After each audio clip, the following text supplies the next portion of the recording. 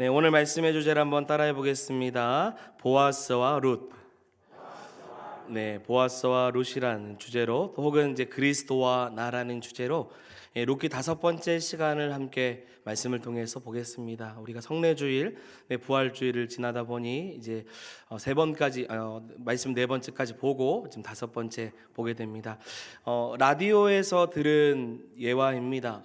100세에 가까운 어떤 할아버지께서 항상 입버릇처럼 하는 말이 아이고 그만 살자, 그만 죽었으면 좋겠다, 다 살았다 그만 살자 라는 말입니다. 자녀들을 볼 때마다, 손주를 볼 때마다 건강하게 오래오래 살아라, 나는 많이 살았으니 이제 그만 좀 살자. 그렇게 말할 때마다 가족들이요, 할아버지 그런 말 하지 마세요, 오래오래 사셔야죠. 그러면 할아버지는 이미 오래 살았다고, 더 얼마나 오래 살아야 되냐고, 그만 천국 가고 싶다고 말합니다. 이제 여한이 없다고 하시는 거죠. 다 살았다고 입버릇처럼 이야기를 하시는 겁니다. 그런데 어느 겨울날 이 할아버지께서 식사를 잘 못하시기 시작했어요. 그리고 기운도 없습니다. 호흡도 좋지 않아서 그렇게 일주일 동안 누워 계셨어요. 다들 혹시나 싶었죠. 걱정을 했습니다. 그런데 감사하게 기운을 차리고 다시 회복하신 겁니다. 그때 할아버지께서 기운을 차리고 자리에서 일어나자마자 했던 첫 마디가 뭐냐면 아이고 이번에는 진짜 죽을 뻔했네, 다행이다 라는 거예요. 여러분, 인생은 하나님께 달려 있습니다. 일찍 가고 싶어도 안 불러주시면 못 갑니다. 오래 살고 싶다고 해도 하나님께서 부르시면 소용이 없습니다. 인생은 하나님의 뜻 안에 사는 것입니다. 그래서 하나님의 섭리와 주권을 인정하는 사람이 하나님께 인생을 맡길 수 있는 것이죠. 여러분, 하나님의 주권과 섭리 안에서 사는 믿음의 성도가 되기를 소망합니다. 이게 지난 룻기 4번째 하나님의 섭리 단어를 함께 보아서 생각해봤던 또 예화이기도 합니다. 우리는 지난 시간 모압 땅에서 베들레헴으로 이주한 후 홀로 이삭을 주우러 간 모압 여인 룻이 우연히, 성경적인 단어죠, 우연히, 그리고 마침 엘리멜렉의 친족 보아스를 만난 사건을 함께 보았습니다. 그리고 이것이 모두 우연 같으나 이 모든 만남의 결국 이 모든 것이 하나님의 섭리였음을, 그리고 하나님의 은혜였음을 우리가 함께 지난 시간에 보았습니다. 오늘은 이제 보아스와 룻이 이 만남 속에서 이 보아스가 룻을 향하는 축복의 말을 한번 살펴보기를 원합니다. 그리고 이 말이 오늘날 우리를 향하신 하나님의 축복의 메시지가 되기를 소망합니다.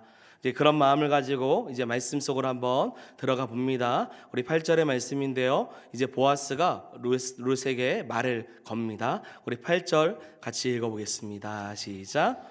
보아스가 룻에게 이르되 내 딸아 들으라, 이삭을 주우러 다른 밭으로 가지 말며 여기서 떠나지 말고 나의 소녀들과 함께 있으라. 아멘. 아멘. 여러분, 보아스가 룻을 어떻게 부르고 있죠? 내 딸아, 내 딸아라고 부르고 있습니다. 여러분, 룻은 지금까지 이방 여인, 모압 여인, 나오미의 자부로 이스라엘 사람들에게 알려져 있습니다. 그녀가 아무리 베들레헴에 거주하고 있어도요, 사람들에게 있어서 여전히 피부색이 다르고 문화가 다른 이방 여인, 과부 정도로 여겼기 때문에 그녀는 그 땅에서 객과 같은 사람입니다.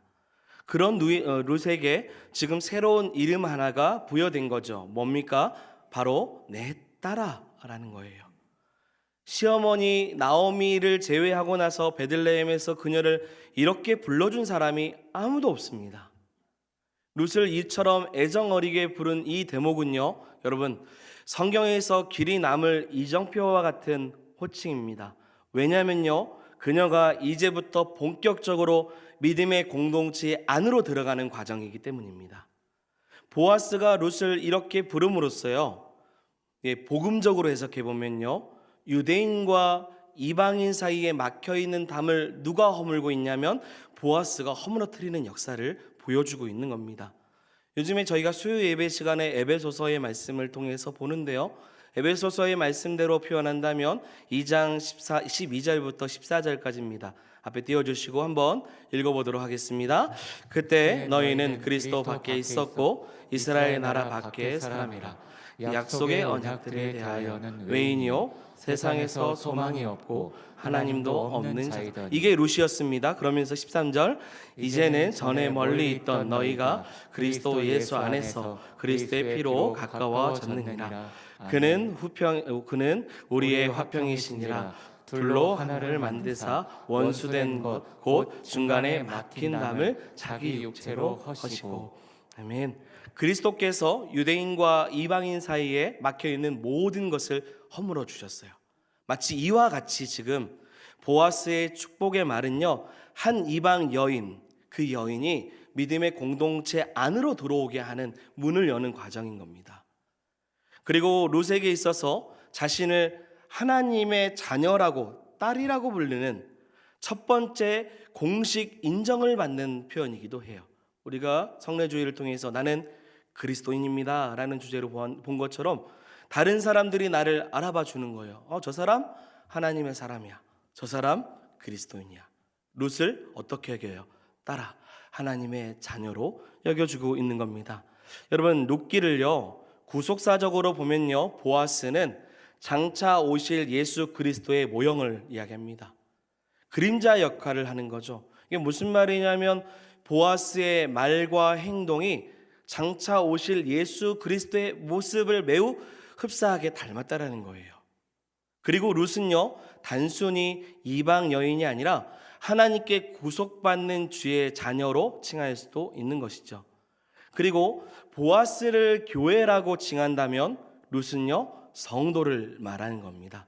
그럴 경우 저와 여러분들은 룻입니다. 그리고 송지동 교회는 보아스예요. 송지동 교회 안에 있는 저와 여러분들을 향해서 하나님께서 지금 뭐라고 말씀하시냐면 내 딸아, 내 아들아 라고 축복해 주시는 겁니다. 할렐루야. 여러분, 우리를 향하신 하나님의 축복의 메시지예요. 제가 룻이고 여러분들이 룻입니다. 텅 빈 우리의 인생을 채우시는 그 하나님이 내 딸아 라고 불러주시는 거예요. 보리 주스 때 기가 막힐 방법으로 하나님의 섭리로 텅 비어있는 우리의 인생을 채우시는 그 놀라운 역사를 룻에게 허락하신 것처럼 내 딸이라 칭함받고 내 아들이라고 칭함받는 저와 여러분들에게도 동일한 축복을 허락해 주실 줄 믿습니다. 이렇게 적용이 되는 말씀이에요. 그리고요, 여러분, 내 딸아, 이 한마디가 룻을 살립니다. 룻의 가치를 변화시켜요. 이제 룻은 더 이상 이방 여인이 아니에요. 나오미의 자부로서의 존재가 아닙니다. 철저하게 이스라엘 공동체 안에 하나님의 자녀로 소속이 되는 것이죠. 여러분, 이런 일은 신약에서도 빈번히 일어납니다. 그 중에 가장 대표적인 사건이 있다면 예수님에게 나아갔던 한 여인, 예수님의 옷자락만 붙잡아도 나음을 얻겠다라고 소망했던 그 여인에게 베풀어진 은혜도 이와 동일하죠. 우리 마태복음 9장인데요. 우리 9절 20절부터 22절까지 읽어보겠습니다. 12해 동안이나 혈증으로 앓은 여자가 예수의 뒤로 와서 그 겉옷가를 만지니 이는 제 마음에 그 겉옷만 만져도 구원을 받겠다 함이라. 예수께서 돌이켜 그를 보시며 이르시되 따라 안심하라. 내 믿음이 너를 구원하였다 하시니 그 여자가 즉시 구원을 받으니라. 아멘. 자신의 옷자락을 만진 부정한 여인, 이스라엘 공동체 진영 밖에 내쫓김을 받을 수밖에 없는 여인, 모든 사람들 앞에서 이 여인을 공식적으로 인정을 해요. 이 여인은 더 이상 부정한 여인이 아니다. 하나님께 저주받아서 격리시켜야 되는 존재가 아니다. 왜냐하면 내가 이를 딸이라고 불렀기 때문이다. 아들이라고 불렀기 때문이다. 하나님의 자녀로 불러주셨기 때문에 하나님께서 예수 그리스도의 그 놀라운 선포를 통해서 그 여인을 살리는 거예요.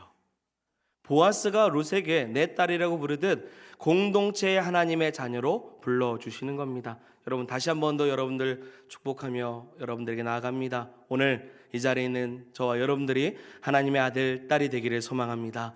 그리고 보아스가 룻을 부르듯 하나님의 부르심을 받는 성도가 되기를 소망합니다.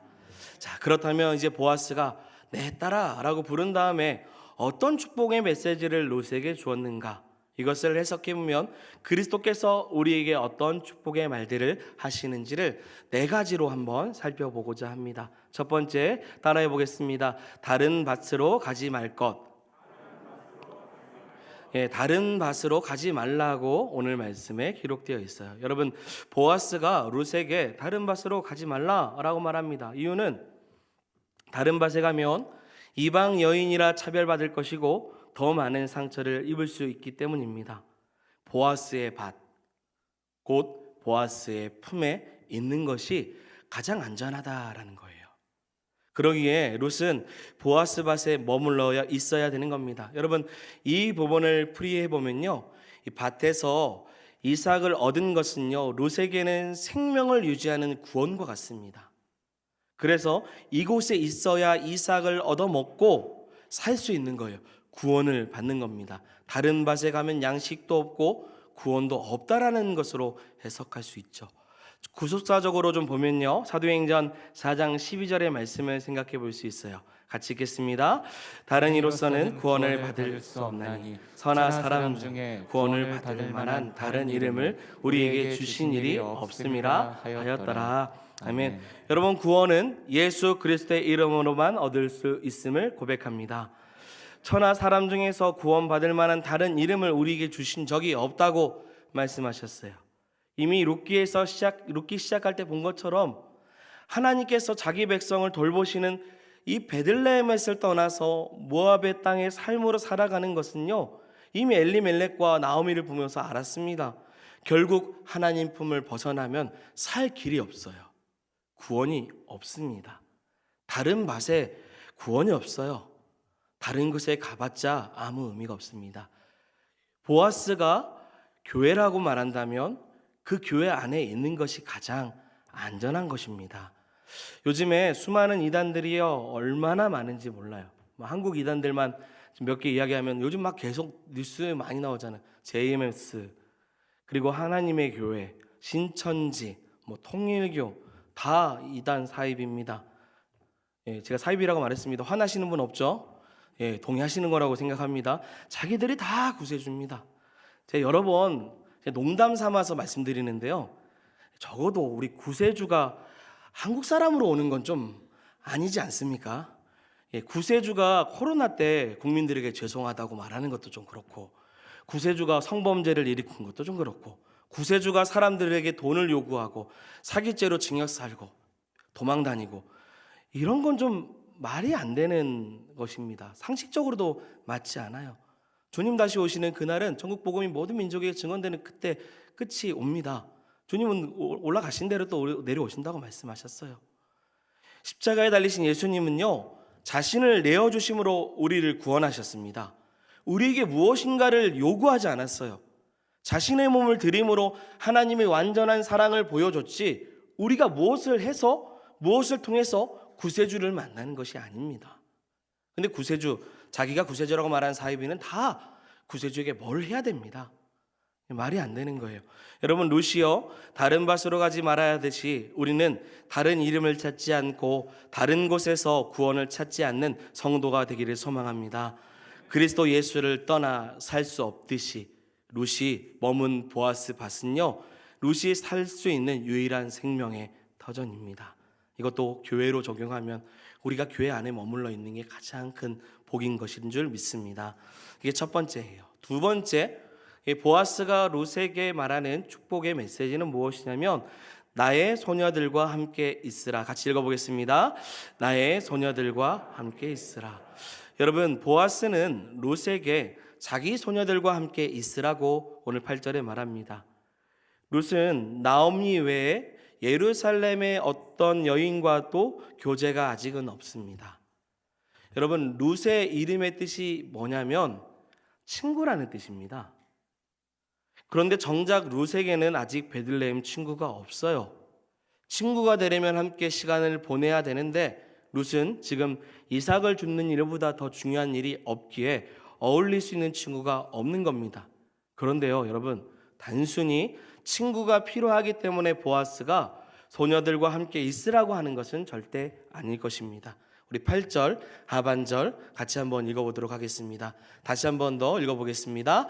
나의 소녀들과 함께 있으라. 아멘. 여러분, 여기서 쓰여진 히브리 단어를 주목해 봅니다.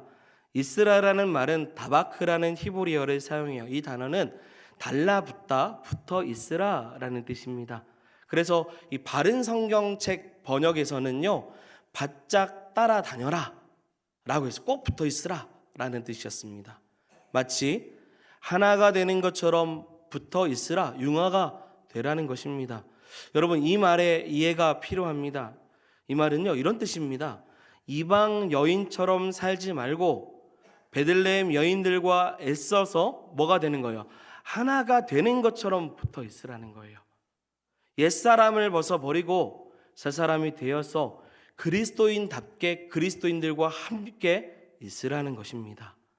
여러분, 보아스를 그리스도 예수로 칭하고 교회로 칭할 때 하나님의 자녀가 하나님 공동체 사람들과 딱 달라붙었을 때 그리스도인답게 살아갈 수 있는 것입니다.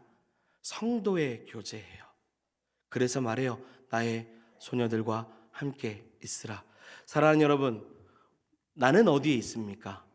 나는 누구와 어울리고 있습니까? 그리스도 안에서, 그리스도의 공동체 안에서 그리스도의 사람들과 딱 달라붙어서 함께 그 아름다운 밭에서 주님이 주시는 그 귀한 복을 누리듯 그렇게 살아가고 있는 삶을 살고 있는지 우리를 돌아보기를 소망합니다. 그렇기 때문에 지금 말하고 있어요. 함께 있으라. 여러분, 교회 안에 있는 게 안전한데요. 왜 안전합니까? 믿음의 귀한 성도들과 함께 있기 때문이죠. 세 번째입니다. 따라해 보겠습니다. 너를 건드리지 말라. 젊은 사원들이 짓궂은 학대를 걱정하지 말라는 뜻인데요. 9절 말씀입니다. 세 번째, 보아스가 룻에게 주는 축복입니다. 같이 읽어보겠습니다. 내가 그 소녀들에게 명령하여 너를 건드리지 말라 하였느니라. 목이 마르거든 그릇에 그릇에 소년들이 길어온 것을 마실지니라 하는지라. 아멘. 아무도 룻 건들지 못하도록 젊은 사원들에게 명령을 내려준 상태입니다. 당시의 과부는요, 사회적으로 가장 힘이 없는 사람입니다. 특히 젊은 과부는 언제나 표적이 될 수 있어요. 일터에서 남자들이 여러모로 힘이 있어서 마음만 먹으면 룻에게 해코지를 할 수도 있는 것입니다. 룻기는요, 사사시대입니다. 더욱 자기의 옳은 소견대로 하나님을 왕으로 여기지 않으며 죄악들을 행해도 아주 당연한 것처럼 살았던 시대입니다. 그런 룻에게 보아스가 시선을 고정하고 있는 거예요. 아무도 너를 건들지 못하게 할게 라는 거예요. 보아스가 지금 지켜보고 있는 겁니다. 여러분, 계속 말씀드리지만 그리스도께서 우리를 지켜보셔요. 우리를 지켜주시고 함께 하십니다. 스가랴 2장 8절의 말씀을 한번 볼까요? 같이 읽어보겠습니다. 만군의 여호와께서 이같이 말씀하시되 영광을 위하여 나는 너희를 노력한 여러 나라를 보내셨나니 너희를 범하는 자는 그의 눈동자를 범하는 것이라. 아멘. 하나님의 자녀를 건드는 것이 어떠하다는 거예요? 하나님의 눈동자를 건드는 것과 같다는 겁니다. 사랑하는 여러분, 하나님은요, 우리가 세상 가운데 멸시당하고 고난당하는 꼴을 보지 못하십니다. 우리가 죄를 범해서 심판을 받아도 그 심판은 하나님께 받는 거예요. 다른 사람에게 하나님의 자녀가 고통을 받는 모습을 보면요, 하나님께서는 다시 그 사람을 심판하세요. 결국 심판하셔서 반드시 보응하십니다. 왜 그럴까요? 왜 그러실까요? 하나님께서 자녀를 사랑하시기 때문입니다. 하나님의 소유예요. 룻을요, 아무도 못 건들도록 그렇게 지금 보아스는 말하고 있습니다. 왜냐하면 이렇게 못하도록 말할 수 있는 권위가 누구에게 있냐면 보아스에게 있기 때문이죠. 여러분, 룻이 보아스의 소속이 되므로 안전함을 보장받듯이 하나님의 소유가 될 때 비로소 우리는 안전한 줄 믿습니다. 그래서 이사야 말씀 너무 귀한 말씀 있잖아요. 너는 내 것이라 라는 거예요. 지금 그 이야기입니다. 아무도 못 건들어. 내 소유이기 때문에 건들지 못하도록 하겠다라는 겁니다. 네 번째 축복이죠. 목이 마르거든 와서 마시라. 읽어보겠습니다. 목이 마르거든 와서 마시라. 아멘. 여러분, 베들레헴은 물이 귀한 도시였습니다. 사무엘하 23장 16절에 보면 베들레헴 성문 곁에 우물이 있습니다. 아마도 보아스의 종들은 아침에 이곳에서 물을 길어와서 보아스와 함께 일하는 사람들을 마실 수 있도록 했을 것입니다. 그런데 성경을 보면요, 보통 이방인이 이스라엘 사람들에게 물을 떠서 줍니다. 그리고 여자가 남자에게 물을 떠서 주는 것이 통상적인 겁니다. 그래서 요한복음 4장에 보면 우물가의 여인에게 물을 떠달라고 하셨던 예수님 모습을 우리는 기억해 볼 수 있습니다. 그런데 이런 통념을 벗어버리고 이방 여인 룻이 물을 마음껏 마실 수 있도록 해주는 겁니다. 자, 여러분, 사랑이 지니고 있는 자비의 속성이 잘 드러나는 대목이에요. 사랑은요, 상식에 근거하여서 자비를 베풀지 않고요, 상식을 뛰어넘어서 그 이상의 자비를 베풉니다. 이게 무슨 말이냐면 사랑하기 때문에 자비를 베푸는 게 아니에요. 그런 상식을 넘어서 사랑은 우리의 기대 이상의 것을 자비를 베풀려면 사랑을 넘어서야 되는 거예요. 특히 이스라엘 백성들은 모압을 굉장히 싫어했습니다. 그런 정서에서 지금 보아스는 정말 막힌담이 없는 사랑을 베푸는 존재로 등장하고 있는 겁니다. 이런 사랑을 받은 적이 없어요. 룻은 이러한 은혜를 받은 것이 없습니다. 이 네 가지의 축복의 메시지가 지금 룻에게 전해진 거예요. 이때 룻은요, 이 보아스의 배려와 축복이 너무나도 좋아서 얼굴을 땅에 대고 절을 하는 겁니다. 우리 10절의 말씀인데요, 같이 10절 읽어보겠습니다. 룻이 엎드려 얼굴을 땅에 대고 절하며 그에게 이르되 나는 이방 여인이거늘 당신이 어찌하여 내게 은혜를 베푸시며 나를 돌보시나이까 하니. 아멘.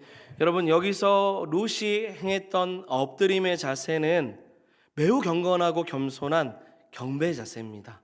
이건 구약 성경에서 어떤 자세냐면 하나님께 예배할 때 나타나는 자세예요. 그리고 말해요. 나는 이방 여인인데 당신이 어찌하여 내게 은혜를 베풀며 나를 돌보십니까?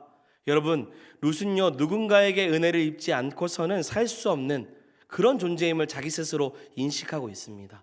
그래서 내가 은혜 받을 수 없는 사람인데 내 존재 자체가 이방인인데 어떻게 나에게 은혜를 베풀어 주십니까? 라고 엎드려서 경배하듯 보아스 앞에 나아가고 있습니다. 사랑하는 여러분, 이것이 은혜 받은 사람의 모습입니다. 보아스 앞에 엎드렸던 룻은요, 은혜를 받았어요. 마찬가지입니다. 하나님께 은혜를 받은 저와 여러분들은 하나님 앞에 엎드려야 될 줄 믿습니다. 은혜 받은 자는 그 하나님 앞에 어찌 나 같은 사람을 살리셔서 하나님의 딸이라 자녀라 불러주십니까? 그렇게 불러주신 것도 감사한데 하나님, 그 밭에서 머물러 있던 나를 먹이십니까? 나를 보호하십니까? 여러분, 이 은혜를 잊지 않는 저와 여러분들이 되기를 소망합니다. 그때 보아스는 룻에게 두 가지 이유로 자신이 룻에게 자비를 베푸는 이유를 오늘 본문 마지막 11절, 12절에 소개를 합니다. 우리 같이 한번 11절, 12절 읽어보겠습니다. 보아스가 그에게 대답하여 이르되 내 남편이 죽은 후에 내가 시어머니에게 행하는 모든 것과 내 부모와 고국을 떠나 전에 알지던 백성에게로 온 일이 내게 분명히 알려졌느니라.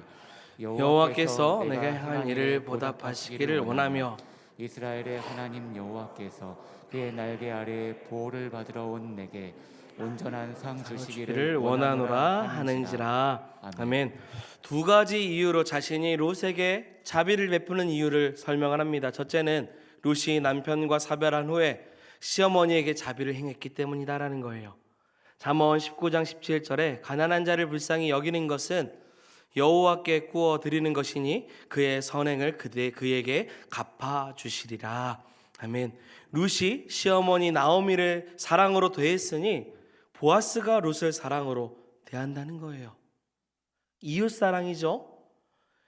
이것이 하나님의 보상법입니다. 여러분, 하나님의 보상은요, 받은 만큼 주는 1:1의 보상이 아니라 은혜로 넘치도록 주시는 보상인 줄 믿습니다. 지금 그 은혜를 받는 거예요. 내가 작은 당연히 해야 될 일과 같은 것을 했는데 그것을 크게 보상해 주고 있는 거죠. 두 번째, 룻이 부모와 고국을 떠나기 전에 알지 못했던 백성, 즉 이스라엘 백성들에게 왔다라는 거예요.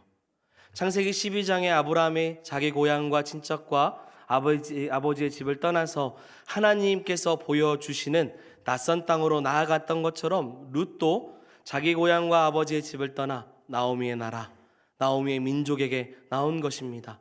이것은요, 시어머니 나오미에 대한 사랑에 대한 행동이기도 하지만 이스라엘 하나님에 대한 믿음에서 비롯된 결단인 거예요.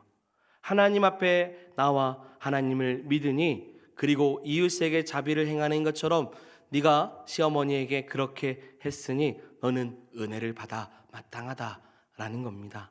그래서 보아스는 12절에 이와 같이 축복하죠. 하나님이 날개 아래서 보호와 상급을 받으라라는 거예요. 네가 그렇게 베푼 것을 기억해서 하나님의 그 날개 아래 하나님의 보호하심과 상급을 누릴 수 있도록 축복하고 있는 것입니다. 나오미에게 베풀었던 작은 사랑을 하나님께서 기억하시는 것처럼 보아스를 통해서 다시 한 번 더 이 룻에게 가르쳐주고 있는 것이죠. 그러면서 12절에 여호와께서 내게 행하신 일을 보답하기를 원하신다. 온전한 상을 너에게 주기를 원한다. 라고 오늘 본문을 마치게 됩니다. 여러분, 12절은요 다음 시간에 이어서 함께 봅니다. 그리고 온전한 사랑이 뭔지, 그리고 온전한 상이 뭔지, 그리고 보아스가 왜 이방 여인 룻을 유별나게 하나님의 헤세드의 사랑을 베푸는지를 함께 기억해 보길 원합니다. 결론입니다. 사랑하는 여러분, 보아스는 룻을 축복합니다. 룻이 하나님 공동체 안에 들어왔기 때문에 축복을 받는 것입니다. 여러분, 우리는 그리스도 안에 있습니다. 우리는 하나님의 자녀이고 하나님의 축복을 받아 마땅한 사람들입니다. 하나님의 자녀가 누릴 수 있는 모든 축복을 오늘 보아스는 룻에게 보여주셨습니다.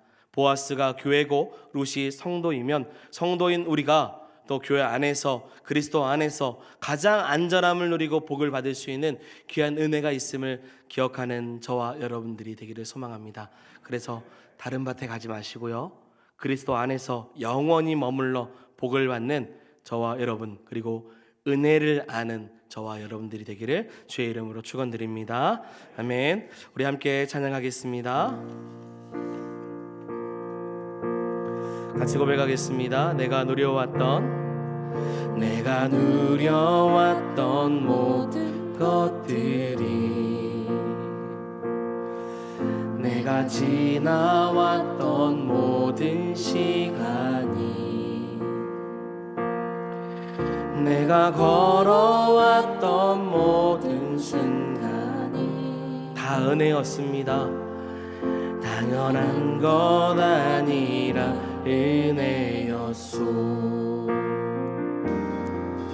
아침에 해가 뜨고 저녁에 노을, 봄의 꽃향기와 가을의 열매, 변하는 계절의 모든 순간이 당연한 것 아니라 은혜였소. 모든 것이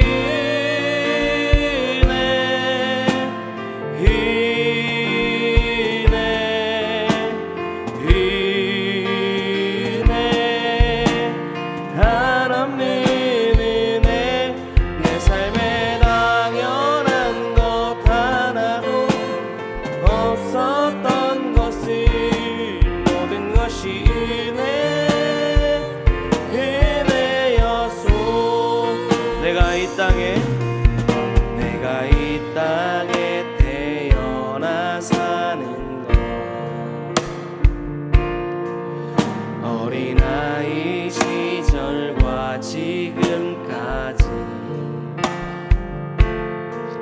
숨을 쉬며 살며 꿈을 꾸는 삶,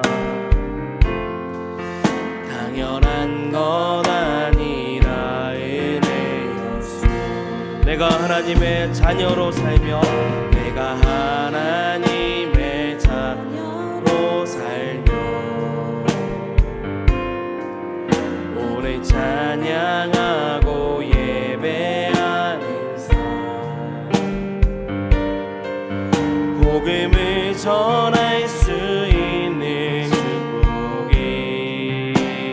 당연한 것 아니라 당연한 것 아니라